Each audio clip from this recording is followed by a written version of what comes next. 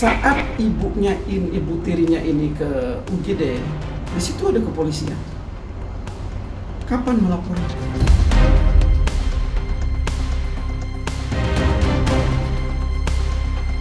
Jangan-jangan ini disetting biar jatuhnya nanti untuk memfitnah ibunya ini, seolah-olah ibu tirinya yang melakukan.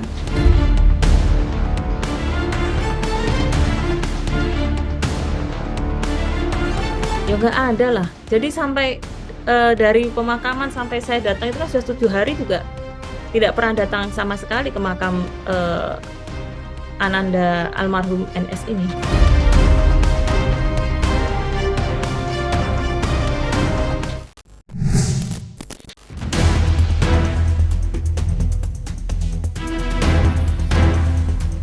Dua pekan sudah kabar berpulangnya seorang bocah Malang asal Sukabumi bernama almarhum Nizam Safei menyita perhatian masyarakat seluruh penjuru negeri. Namun sederet teka-teki penuh misteri belum juga terungkap jelas hingga sampai saat ini. Apalagi berbagai macam pengakuan baru soal dugaan kejandalan terus bermunculan tak berhenti. Terbaru, giliran advokat Acong Latif yang buka suara. Dan kepada awak media, ia pun berbagi cerita syarat kejanggalan tentang pengakuan TR sang ibu tiri di momen-momen terakhir almarhum sebelum menutup mata untuk selamanya di ruang IGD RSUD Jampang Kulon.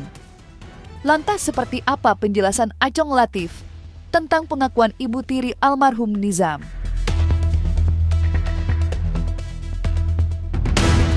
Di sini laporannya adalah katanya bapak kandungnya. Tapi anehnya, saat ibu ini di rumah sakit, kan sampai di rumah sakit itu, di parkiran, bapaknya ini nyuruh ibunya, nyuruh TR ini untuk urus administrasi dan segala macam pendaftaran dan lain-lain. Itu kan butuh waktu yang lama, tidak 5 menit, 10 menit ya. Saat ibu tirinya ini ke UGD, di situ ada kepolisian. Kapan melapornya? Dengan cara seperti apa bapak ini melapornya? Sesingkat itu dia melapor. Ditambah lagi ada video yang viral dengan yang ada kamera di situ yang seolah-olah niat ada bapaknya di sebelah, ada orang lain. Yang terkesan kamera pun disetting untuk memviralkan itu sehingga banyak orang berasumsi jangan-jangan ini disetting biar jatuhnya nanti untuk memfitnah ibunya ini seolah-olah ibu tirinya yang melakukan. Padahal yang sebenarnya kita tidak tahu siapa dalang sebenarnya yang melakukan ini. Saya menanggapi pengacaranya ibu tiri itu sah-sah saja dia membela kliennya walaupun belum waktunya. Pembelaan itu nanti di pengadilan. Jangan sampai karena status ibu tiri, karena melihat di film-film, melihat kadang kejadian-kejadian di sosial ya, ibu tiri tidak baik begini. Didesain karena ini ibu tiri, gampang rasanya untuk dijadikan target dia yang sebenarnya melakukan. Padahal tidak, itu bisa jadi. Kesaksian soal temuan kejanggalan yang dibadikan Acong Latif dan tim kuasa hukum TR tentunya membuat publik makin bertanya tentang apa yang sebenarnya terjadi di malam nahas itu. Publik bahkan menilai jika pengakuan tersebut seolah menguatkan aksi pihak Lisnawati sang ibu kandung yang kini tengah berjuang mengais keadilan. Geliat perjuangan hukum yang telah mengantongi dukungan sederet lembaga penegak hukum negeri seperti KPAI dan LPSK.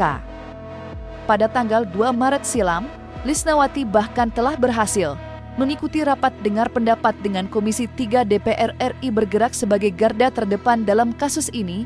Komisi Perlindungan Anak Indonesia pun meminta pihak kepolisian untuk mengikutsertakan pasal dugaan penghilangan nyawa dengan rencana dalam penanganan perkara almarhum Nizam.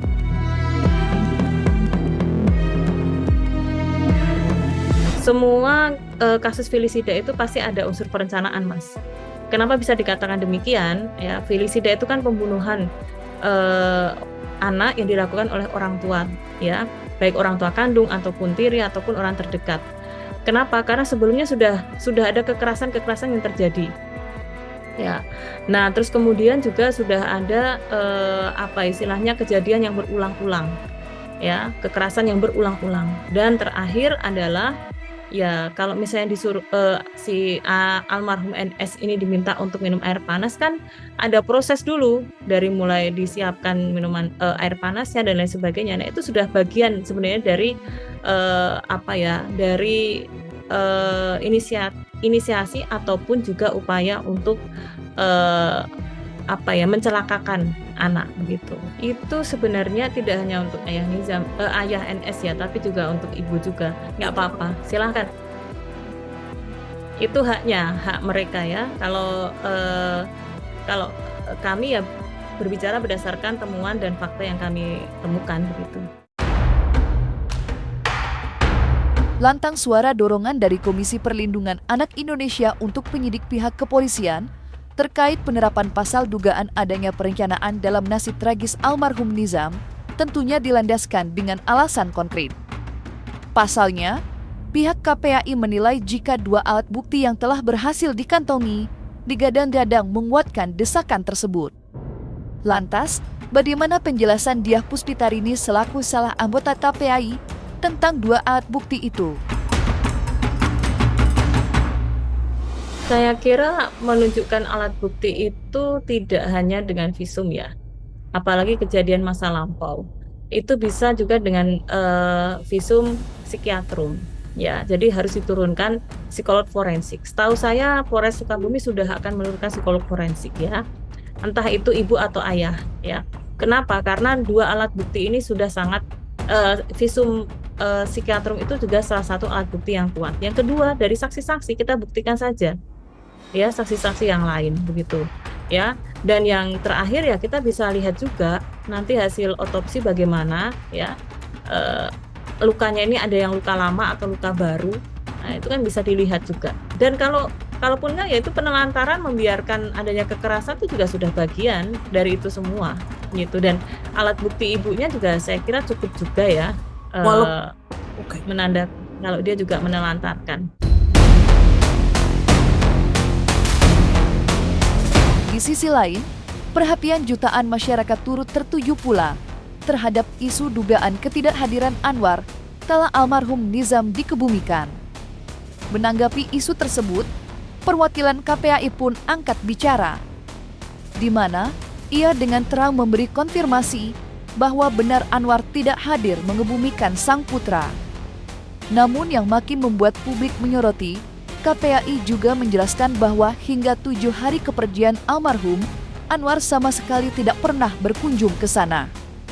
Bahkan di acara tahlilan yang diselenggarakan Lisnawati, ia pun tak menunjukkan batang hidungnya.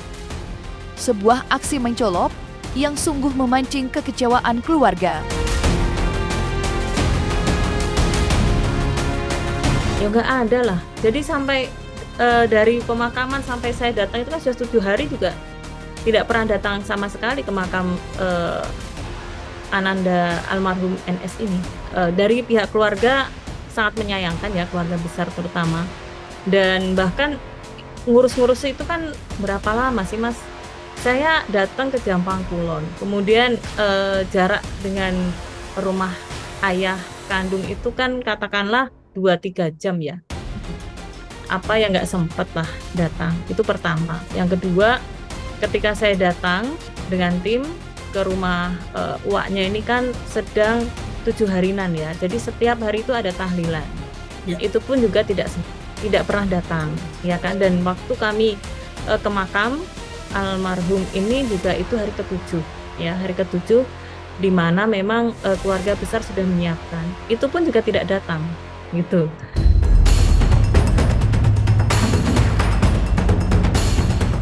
Terkait isu tak mendatangi tempat peristirahatan terakhir almarhum Nizam, pihak Anwar sejatinya sempat memberikan jawaban. Menurut kuasa hukum, Anwar memang terpaksa tidak hadir secara langsung ketika almarhum dikebumikan. Lantaran kala itu, Anwar dipaksa berjibaku mengurus keperluan otopsi atas raga almarhum Nizam. Sayangnya, pengakuan itu tak membuat puas pihak KPAI. Mereka menilai patutnya Anwar berupaya keras untuk hadir. Sekalipun ia datang dengan terlambat. Ditambah lagi, Anwar juga kembali tidak hadir secara langsung ketika proses ekshumasi dilakukan.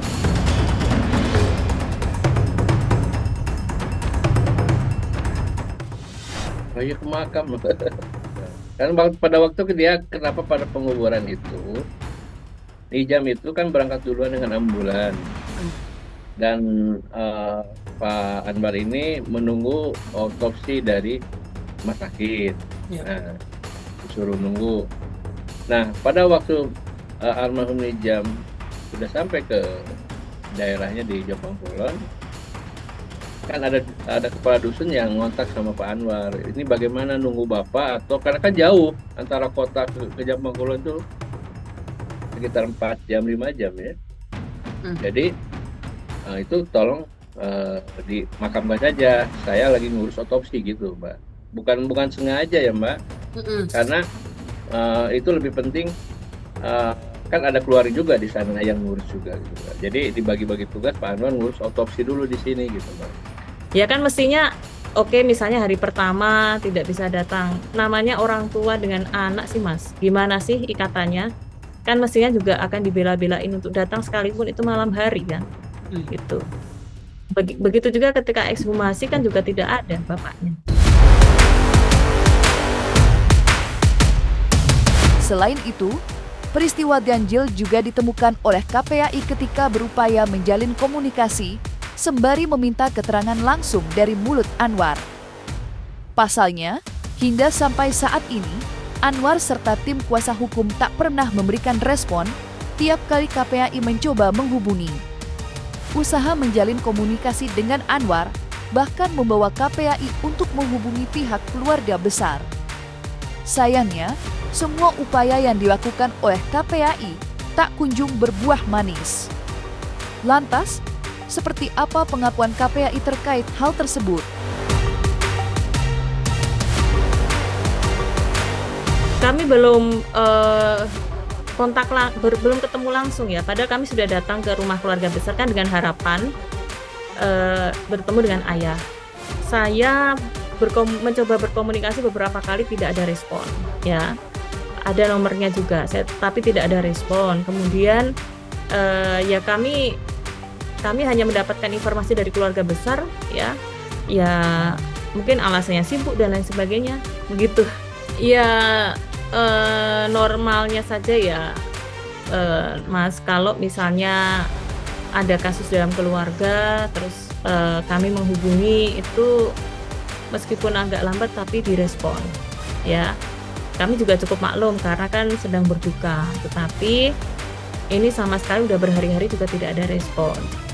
Nah, kemudian kami berkomunikasi dengan keluarga besar, terus keluarga besar beberapa juga ada yang susah berkomunikasi juga gitu ya. Jadi ya sudah, kami cukup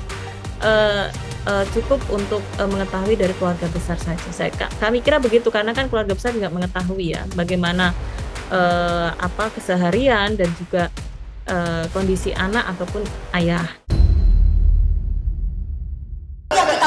Pasti kita pengen ekspresinya. Mengedepankan estetika dok disampaikan. Jelas tadi mendengarkan.